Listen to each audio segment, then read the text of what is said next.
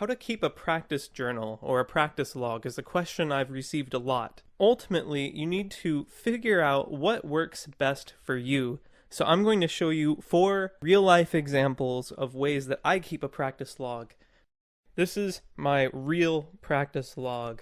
I don't know if you can read it. It's just quick, chicken scratch handwriting with many abbreviations. You see the Saint-Saëns, Allegro Appassionato, the SSAA.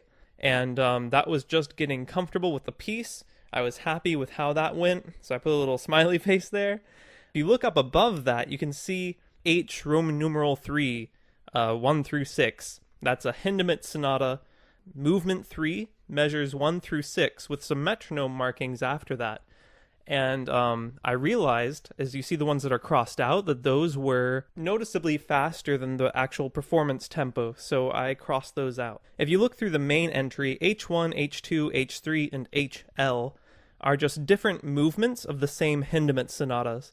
The numbers following that are the measure numbers, so that I can know exactly where I was working. Most of the work that I was doing here was metronome-based, so I have a lot of metronome markings written after that, with a few other commentaries like Revisit Tomorrow or Decent but Could Use Review. Under that is Beethoven's Sonata Opus 111, first and second movements, very small commentary, and then just as a note to myself that I read through the music for the first 3 singers that I'm accompanying for Nats.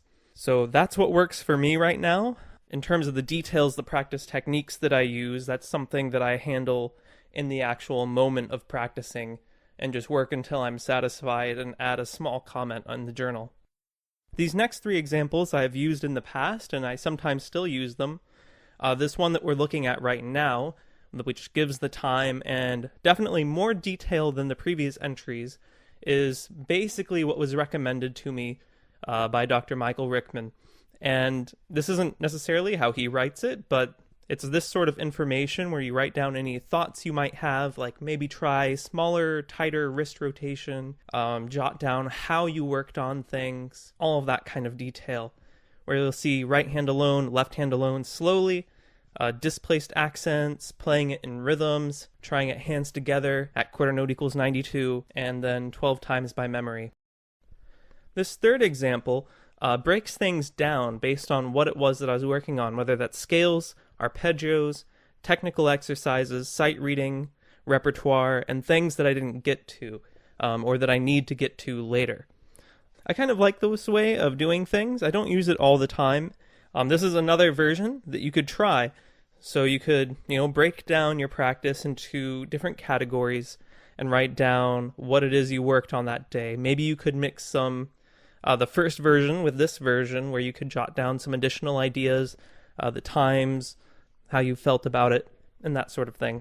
This last example is a little bit more casual and a little more wordy. Just saying, these scales, how I worked on it, and we're working on it just in groups, in the fingering groups, hands separate, hands together, really listening for articulation. So it's a reminder to myself specifically what it was I was doing with those scales this day. For the Beethoven under that, focusing on the coda, really focus on trills.